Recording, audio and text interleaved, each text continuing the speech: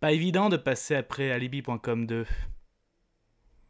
Parce que moi je considère que c'est la même bande. Bon, je développe après le générique. Soit on meurt en héros, soit on vit assez longtemps pour se voir endosser la peau du méchant. Pour ce genre de choses, il existe des hommes comme moi. Il t'arrive de saigner. Vous pouvez respirer. Vous pouvez cligner des yeux. Vous pouvez pleurer. Ah, m'a ramené le conduit, celle-là. Maintenant que j'ai votre attention, Accroche-toi, petit. Salut à tous, c'est Fab et des Garmates sur ma chaîne et aujourd'hui on va parler film disponible en ce mois d'octobre 2023. 3 jours max.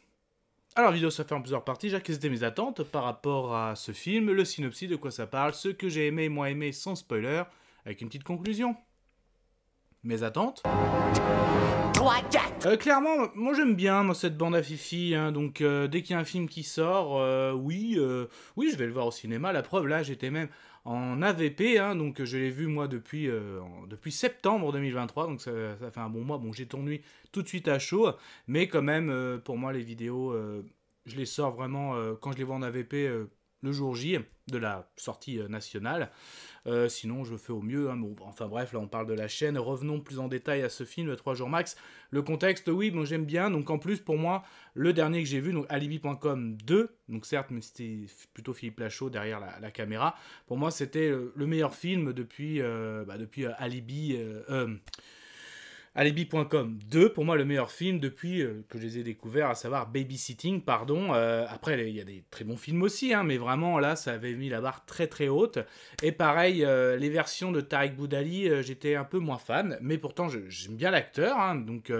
et pour moi, voilà, c'est une continuité parce que c'est quand même toujours la même bande qui suit. Donc, qu'est-ce que ça allait donner par rapport à, justement, quand tu sors d'Alibi.com 2, c'est Tarek qui enchaîne.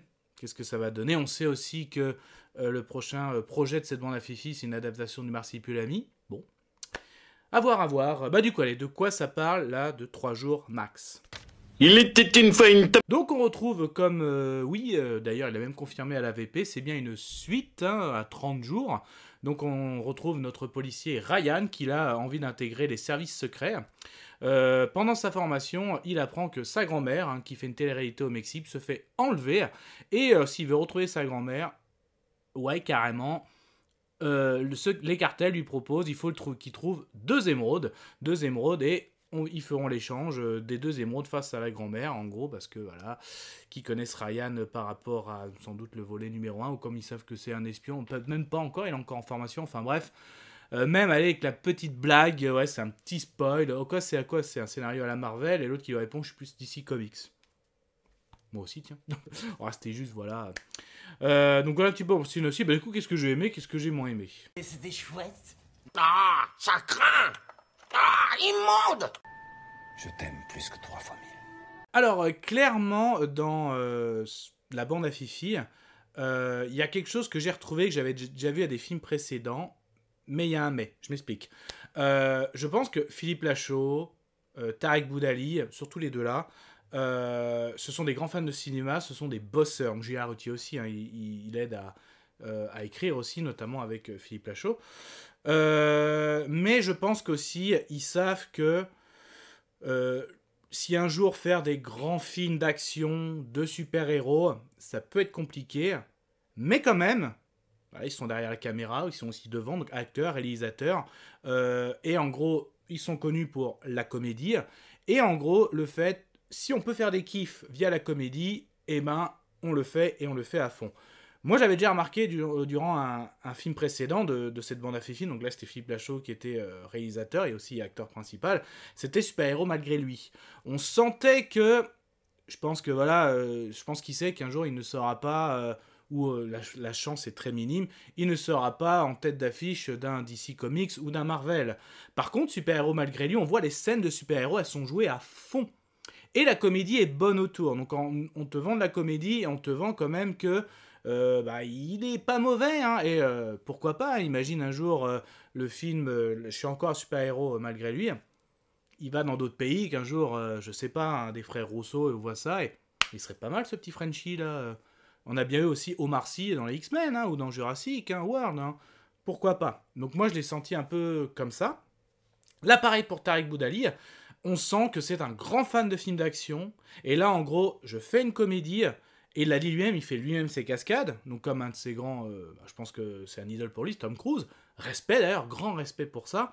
Là, pareil, je vais utiliser la comédie pour me faire des grandes scènes d'action.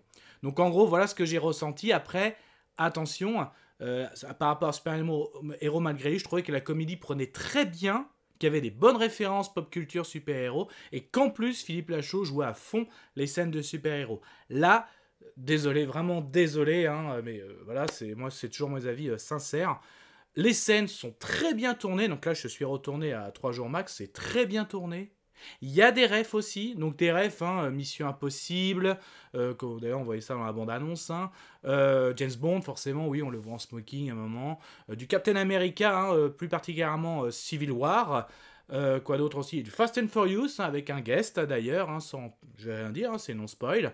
Donc on voit qu'il a mis plein de choses au niveau film d'action, pardon.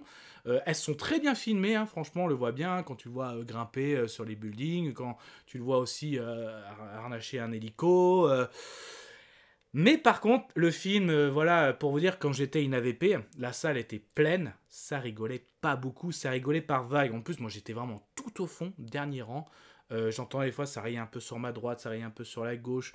Il y avait une demoiselle qui était à côté de moi. Elle a eu quelques rires, mais il n'y a pas eu des éclats de rire. Moi, oui, j'ai souri. Hein, franchement, celle où j'ai le plus rigolé. Tiens, aussi une autre référence, il y a du Indiana Jones. Bah justement, c'est la scène un petit peu, ils sont dans un temple, et malheureusement, Philippe enfin le personnage que joue Philippe Lachaud va sortir blessé de ce temple, et là, sans en dire trop, là j'ai bien rigolé, franchement, pas mal vraiment là-dessus. J'en viens à Philippe Lachaud, justement. Pour moi, on sent que là, il est pas derrière la caméra, il est juste devant. Et là, on sent qu'il joue, mais relâché. Je pense qu'il a pris un kiff en tournant son personnage. Julien Arroti est toujours fidèle à lui-même. Hein, donc, après, j'ai envie de dire, bah, celle pour moi qui casse l'écran. Ça, c'est clair et net. Hein. Même, je suis désolé, au-dessus de Tarek. Hein, donc, Tarek, c'est son film, on voit bien, c'est son bébé. Donc, il joue à fond. D'ailleurs, ses scènes d'action sont très bien jouées, joue à fond. Et d'ailleurs, il expliquait bien qu'il avait très souvent qu'une tentative, et il les a réussi, et bravo à lui.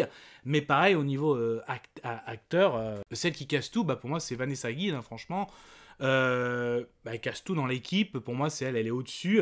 Est-ce que c'est le phénomène, c'est le fait aussi pardon qu'on la voit pas souvent, là qu'on la voit ça fait de la fraîcheur, moi pour moi excellent. Même elle a une scène un peu de bataille à la Black Widow, donc une autre référence aussi Terminator.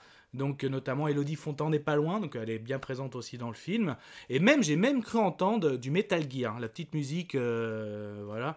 Donc voilà un petit peu pour toutes ces références. Mais bon après voilà, pour moi malheureusement, ça à la base c'est une comédie, pas beaucoup rigolé. En fait, les gags on les anticipe tellement, on les anticipe vraiment beaucoup. Même à un moment, je vous jure, il y avait des enfants devant moi, ils ont anticipé le gag.